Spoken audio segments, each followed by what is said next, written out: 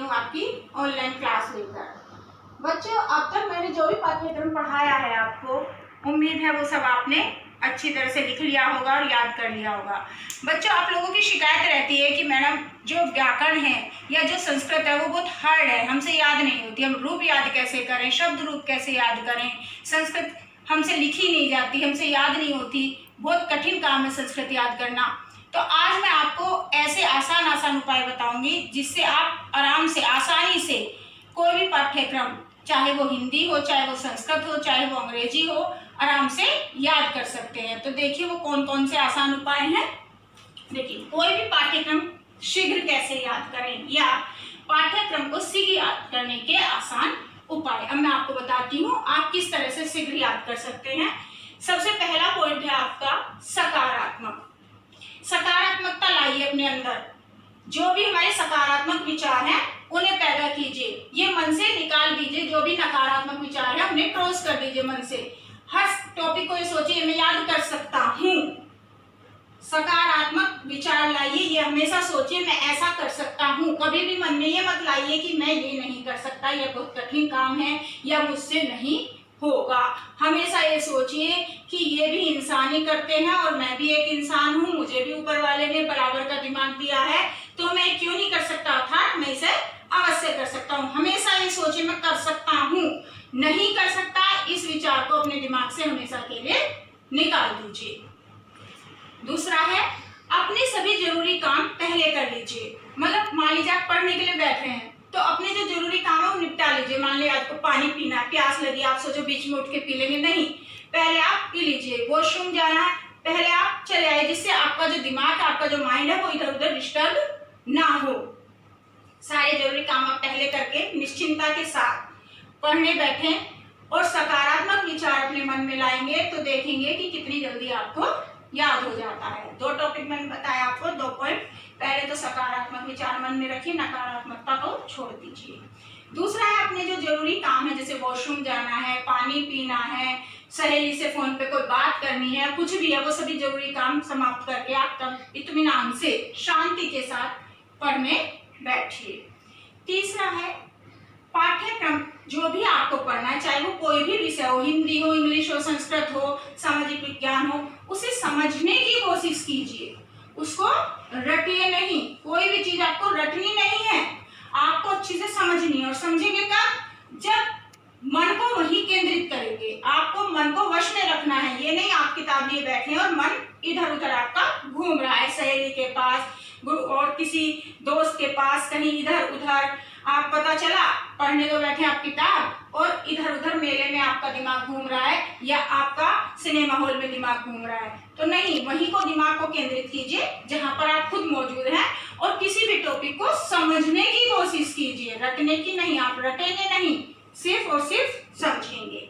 Number 4 है जो भी याद कर रहे हैं उसे अपनी भाषा में लिखने की कोशिश कीजिए। अब आप सोचेंगे अपनी भाषा में कैसे लिखेंगे, कोई हम अपनी भाषा में लिखेंगे तो एग्जामिनर गलत कर देगा, नहीं। देखिए मैं उसका भी आपको बताती हूँ तरीका। मान लीजिए आपने कहीं संधि की परिभाषा पढ़ी किसी गाइड में, किसी किताब में, तो वो क्या लिखा होगा, 3-4 लाइनें लिखी होंगी। जैसे उदाहरण के तौर पे मैं आपको बताती हूँ, आप परिभाषा पढ़ेंगे तो लिखा होगा कि जब 2 वर्ण परस्पर मिलते हैं और परस्पर मिलने के बाद जब पहले वर्ण या दूसरे वर्ण या दोनों वर्ण में आपस में कुछ परिवर्तन होते हैं उसे संधि कहा जाता है। अब ये 3-3.5 लाइन की जो परिभाषा आप देख के डर जाएंगे कि ये कैसे याद होगी।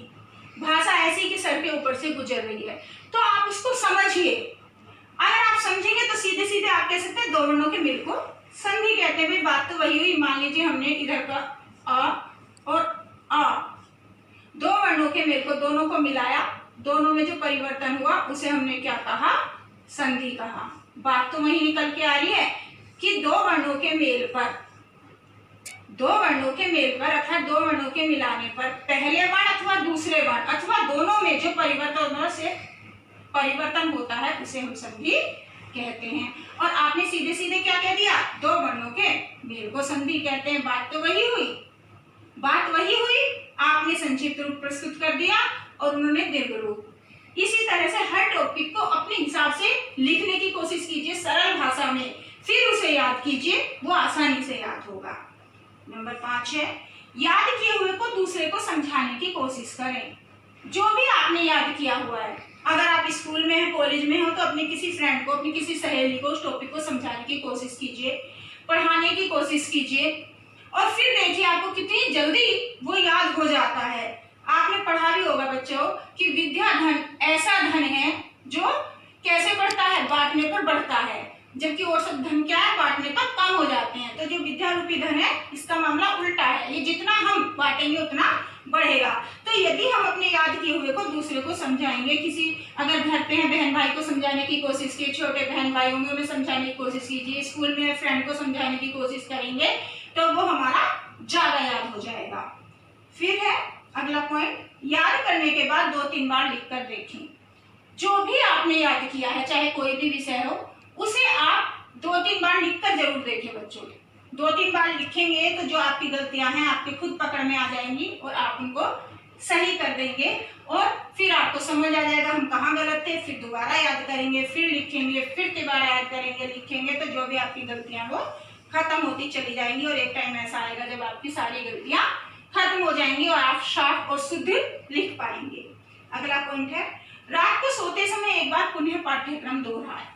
जब रात को आप एक बार बिस्तर पर जाएं तो ये सोचिए आपने क्या क्या याद किया, और उसे दोबारा आप सोने से पहले एक बार मन मन में दोहराइए।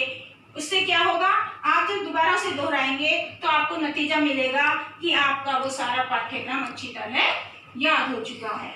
अब दोबारा मैं एक बार आपको बता दूं, सबसे पहले आपको क्या करना है, मन में सकारात्मक विचार लाने हैं, नकारात्मकता हटा देनी है। हर चीज को ये सोचेंगे हम ऐसा कर सकते हैं, कभी ये नहीं सोचेंगे मैं ऐसा नहीं कर सकता। नहीं शब्द जिंदगी से हटा दीजिए। दूसरा है अपने सभी जरूरी काम पूरे करके बैठिए, वॉशरूम जाना, पानी पीना, सहेली को फोन करना, जो भी है वो सब खत्म कीजिए, फिर इत्मीनान से शांति के साथ पढ़ने बैठिए। तीसरा, पाठ्यक्रम को समझो, रटो नहीं, समझना है, रटना नहीं है। अगला पॉइंट, जो भी याद करें उसे अपनी भाषा में लिखिए। कोई परिभाषा हार्ड लग रही है, कोई भी चीज हार्ड लग रही है, उसे पहले अपनी भाषा में लिखने की कोशिश करो। जब लिखोगे तो आसानी से याद होगा। कोई भी चीज लिख के याद करोगे, सरल से सरल एक किताब ले, 4 लेखक की किताब उठाइए, आसान से आसान समझ के कोशिश कीजिए लिखने की। जब अपने आप लिखेंगे बेटा, अपने लिखे हुए शब्द जल्दी समझ आते हैं हमें, तो अपने हिसाब से उसे लिखिए और याद कीजिए। फिर है याद किए हुए को दूसरे को समझाने की कोशिश करें। स्कूल में है तो अपनी सहेली को, अपनी फ्रेंड को समझाने की कोशिश कीजिए।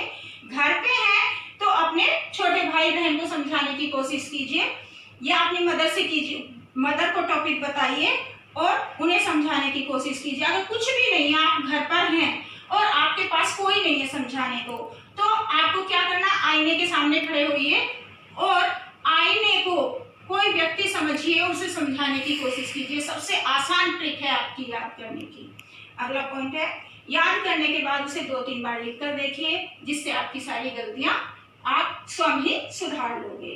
अगला पॉइंट है रात को सोते समय एक बार पुनः पाठ्यक्रम को दोहराइए। जब रात को आप बिस्तर पे जाएं तो सुबह से आपने जो भी याद किया हो किसी भी पाठ्यक्रम का, किसी भी विषय का, उसे आप एक बार दोबारा अपने मन में दोहराइए, तो आप देखेंगे कि आपको सब कुछ याद हो गया है।